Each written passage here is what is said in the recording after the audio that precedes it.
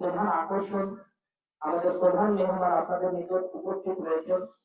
তিনি একটু পরেই আপনাদের সামনে কোরআন ও সুন্নাহর আলোকে আমাদের মধ্যে নসিহত দিবেন, যে নসিহতে আমাদের আল্লাহ রাব্বুল আলামিন চাহেন তো উপকার হবে ইনশাআল্লাহ।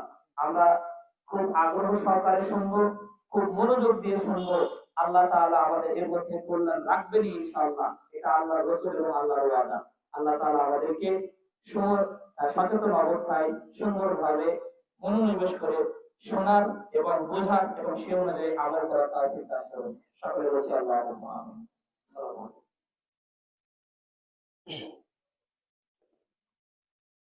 السلام عليكم ورحمة الله وبركاته.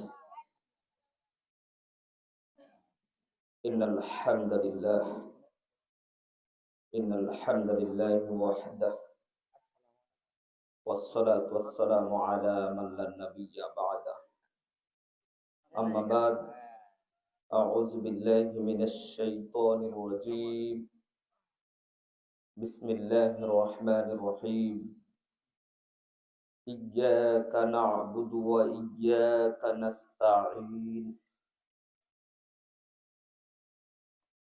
অধ্যকার আহলে হাদিস আন্দোলন বাংলাদেশ পাজরভাঙ্গা শাখা কর্তৃক আয়োজিত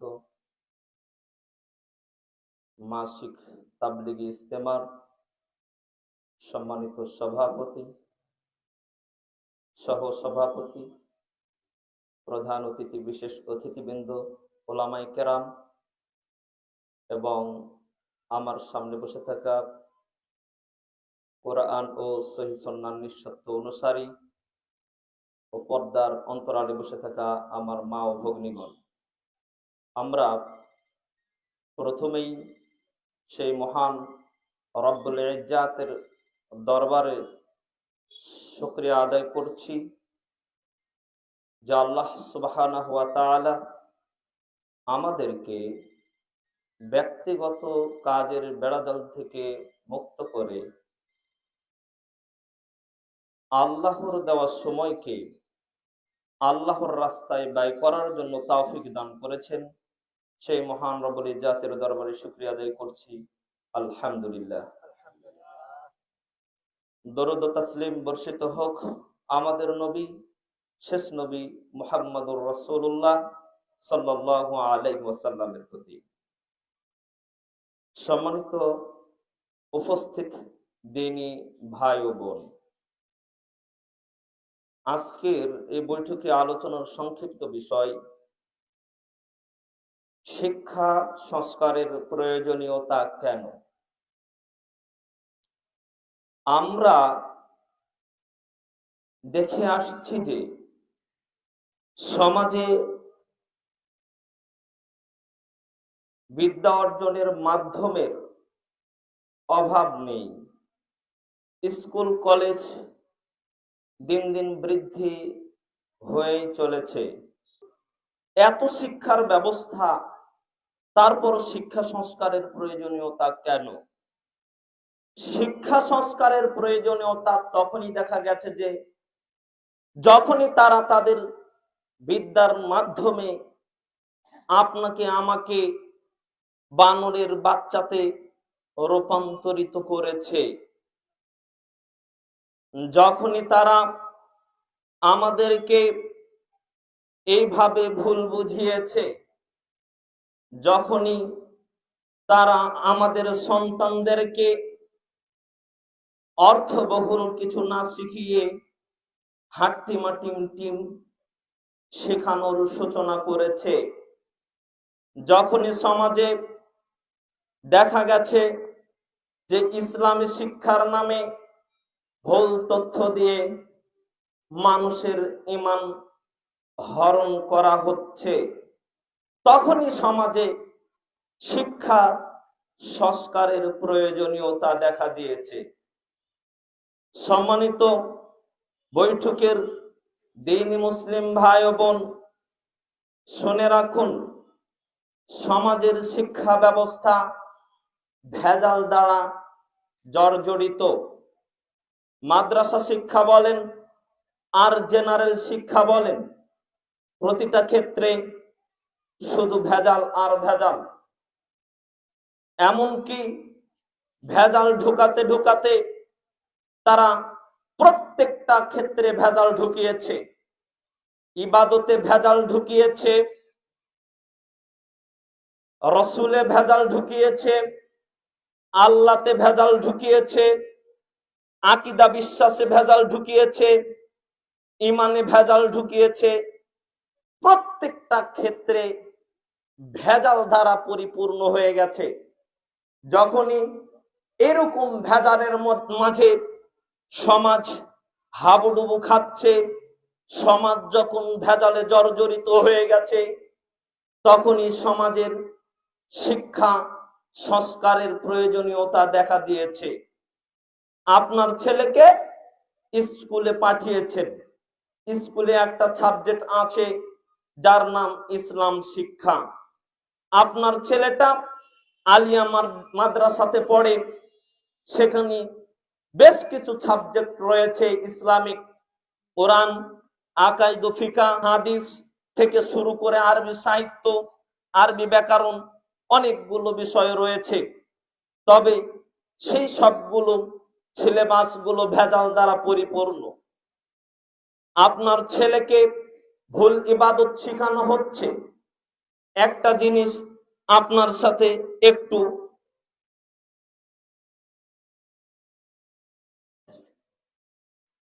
আপনাকে আপনার জ্ঞাতার্থে জানাতে চাই। আবু হুরায়রা রাদিয়াল্লাহু তাআলা আনহু থেকে বর্ণিত, তিনি বলেন রাসূল সাল্লাল্লাহু আলাইহি ওয়াসাল্লাম বলেছেন যে ইজা আম্মানাল ইমামু ফাআমিনু, যখন ইমাম আমিন বলে তখন তোমরাও আমিন বলো। কেন? এ সময় আসমানের ফেরেশতারাও আমিন বলে। তোমাদের আমিন, ইমামের আমিন আর আসমানের ফেরেশতার আমিন, তামিনুহু ওয়া তামিনাল মালাইকাতা গুফির লাহু মা তাকাদ্দামা মিন জামবি। যদি তোমাদের আমিন, ইমামের আমিন, আসমানের ফেরেশতার আমিন মিলে যায়, তাহলে জীবনের সমস্ত সগীরা গুনাহ ক্ষমা। এখন আপনার কাছে প্রশ্ন হলো যে বাংলাদেশের জাতীয় মসজিদ বাইতুল মুকাররম, সেখানে গিয়ে এশার 4 রাকাত সালাত আপনি আদায় করবেন, তার প্রথম 2 রাকাতে সরাবে তিলাওয়াত করা হয়। তো আপনার কাছে জিজ্ঞাসা, আপনি বাইতুল মুকাররমে আমিন বলবেন কখন? বাইতুল মুকাররমে আপনি সালাত আদায় করছেন এশার, তো আপনি আমিন বলবেন কখন? রাসূল সাল্লাল্লাহু আলাইহি ওয়াসাল্লাম বলছেন ইজা আম্মানাল ইমামু ফাআমিন, যখন ইমাম আমিন বলে তখন তোমরা আমিন বলিও। তাহলে বাইতুল মুকাররমে এখন আপনি আমিন বলবেন কখন? এটা আপনার কাছে প্রশ্ন। কেননা বাইতুল মুকাররমে যখন আপনি সালাত আদায় করবেন, ইমাম বলবে গায়রিল মাগদুবি আলাইহিম ওয়ালাদ-দাল্লিন, বলে কি বললো না বললো কিছুই বুঝতে পারবেন না। তো আপনি জানলেন না ইমাম আমিন বলল, এখন আপনি আমিন বলবেন কখন? এখন আপনি কি বলবেন যে বাইতুল মুকাররমের ইমাম আব্দুল মালিক সে কোনো স্কুল কলেজে মাদ্রাসায় কোনোদিন যায়নি, লেখাপড়া করেনি, এটা কি আপনি বলবেন? যদি তা না বলেন, তাহলে সেও শিখেছে, মাদ্রাসায় পড়েছে, লেখাপড়া করেছে, কিন্তু তার বিদ্যার মধ্যে ভেজাল আছে। কি আছে বলেন তো? ভেজাল আছে। এই ভেজাল বিদ্যার কারণে তিনি গায়রিল মাগদুবি আলাইহিম ওয়ালাদ-দাল্লিন বলার পর সরবে আমিন বলতে হবে, এইটা উনি জানেন না। এই ভেজাল মুক্ত করার জন্যই বর্তমান সমাজে শিক্ষা সংস্কারের প্রয়োজনীয়তা দেখা দিয়েছে। অথচ দারুল হাদিস কমপ্লেক্স পাজরভাঙ্গা মান্দা নওগাঁ এর একটা 2য় শ্রেণীর ছাত্র যদি সালাত আদায় করায়, সেও বলবে গায়রিল মাগদুবি আলাইহিম ওয়ালাদ-দাল্লিন আমিন। তখন মুসল্লিরাও বলবে আমিন, তখন আসমানের ফেরেশতারাও বলবে আমিন। 3 জনের আমিন যদি মিলে যায়, পিছনের সমস্ত গুনাহ ক্ষমা। তাহলে শিক্ষা সংস্কারের প্রয়োজনীয়তা আছে কি নাই? আছে। দেশে শিক্ষিত লোক ভরি ভরি, তবে সুশিক্ষিত লোকের বড় অভাব। দেশে মাদ্রাসা ভরি ভরি, তবে কোরআন ও সহিহ সুন্নাহ ভিত্তিক মাদ্রাসার বড় অভাব। শুনুন বন্ধু আমার, ভেজাল শুধু সালাতের আমিন বলার ক্ষেত্রে নয়, ভেজাল সর্বক্ষেত্রে ঢুকিয়ে দিয়েছে। একটু দেখুন, আসমানের নিচে জমিনের উপরে যত মুসলিম রয়েছে তার ভিতর এক শ্রেণীর মুসলিম আছে যাদের ইমানের ভিত্তি হলো 60টি। কতটি? আর আরেক শ্রেণীর মুসলিম আছে যাদের ইমানের ভিত্তি হলো 6টি। কয়টি? আচ্ছা বলেন তো, একই জিনিস ইমান, একজনের ইমানের ভিত্তি 6টি, আর একজনের ইমানের ভিত্তি 7টি, দুইটা কি সঠিক হবে? যদি একটা সঠিক হয় তাহলে আরেকটা কি ভেজাল, একটা যদি সঠিক হয় তাহলে আরেকটা ভেজাল, আরেকটা কিন্তু সঠিক নয়। তাহলে সঠিকটা বুঝবো কি করে? তাহলে আমরা প্রথমেই দেখে নিব আল্লাহর বাণী। আল্লাহ সুবহানাহু ওয়া তাআলা বলেন, ইয়া আইয়ুহাল্লাযীনা আমানু আমিনু বিল্লাহি ওয়া রাসূলিহি ওয়াল কিতাবিল্লাযী নাযালা আলা রাসূলিহি ওয়াল কিতাবিল্লাযী আনজালা মিন ক্বাবলু ওয়া মান ইয়াকফুর বিল্লাহি ওয়া মালাইকাতিহি ওয়া কুতুবিহি ওয়া রাসূলিহি ওয়াল ইয়াউমিল আখিরি ফাকাদ দাল্লা দালালাম বাঈদা। আল্লাহ সুবহানাহু ওয়া তাআলা বলছেন, হে মুমিনগণ, তোমরা বিশ্বাস স্থাপন করো আল্লাহর প্রতি এবং তদীয় রাসূলের প্রতি এবং ওই কিতাবের প্রতি যা নাজিল করা হয়েছে সে রাসূলের প্রতি এবং ওই সমস্ত কিতাবের প্রতি যা নাজিল করা হয়েছে পূর্ববর্তীদের প্রতি। ওমান ইয়াকফুর বিল্লাহি ওয়া মালাইকাতিহি ওয়া কুতুবিহি ওয়া রাসূলিহি ওয়াল ইয়াউমিল আখিরি ফাকাদ দাল্লা দালালাম বাঈদা। আর যে ব্যক্তি অবিশ্বাস করবে আল্লাহর প্রতি, তার ফেরেশতাগণের প্রতি, তার কিতাব সমূহের প্রতি, তার রাসূলের প্রতি এবং আখিরাতের প্রতি, সে পথভ্রষ্ট হয়ে বহু দূরে চলে যাবে।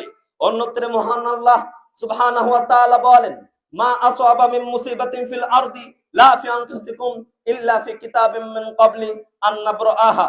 পৃথিবীতে তোমরা ব্যক্তিগতভাবে যেই বিপদেরই সম্মুখীন হও না কেন, তা আমি পৃথিবী সৃষ্টির অনেক পূর্বে লৌহে মাহফুজে লিখে দিয়েছি। সম্মানিত বন্ধু আমার, আল্লাহর কোরআনের আয়াতদ্বয় থেকে আমরা বুঝতে পারলাম যে আল্লাহ সুবহানাহু ওয়া তাআলা ইমানের ভিত্তি কোরআনে দিয়েছেন 6টি। কয়টি? এই ব্যাপারটা আরেকটু স্পষ্ট করার জন্য আমরা দেখব রাসূলের বাণী, হাদিস। রাসূল সাল্লাল্লাহু আলাইহি ওয়াসাল্লাম একদা কিছু সংখ্যক সাহাবায়ে কেরামদেরকে নিয়ে বসেছিলেন। এমত অবস্থায় একজন ব্যক্তি আসলেন তার সামনে, তার হাঁটুদয়ের সাথে হাঁটুদয় লাগিয়ে দিলেন, দিয়ে তার মুখের সামনে মুখ নিয়ে গিয়ে বললেন যে ঈমান কি? ঈমান কি? এই প্রশ্ন করলেন। যে ব্যক্তিটা আসছিল দূর দূরান্ত থেকে, কেউ তাকে চেনে না, অথচ তার চেহারার ভিতরে সফরের কোনো চিহ্ন ছিল না, এমন একজন ব্যক্তি। তো তাকে যখন বললেন যে ঈমান কি, তখন তিনি বললেন, আন তুমিনু বিল্লাহি ওয়া মালাইকাতিহি ওয়া কুতুবিহি ওয়া রাসূলিহি ওয়াল ইয়াউমিল আখিরি ওয়াল কদরি খায়রিহি ওয়া শাররিহি। এ পর্যন্ত তিনি বললেন। তখন ওই ব্যক্তি যিনি প্রশ্ন করলেন তিনি বললেন, সাদাক্তা, আপনি সত্য বলেছেন।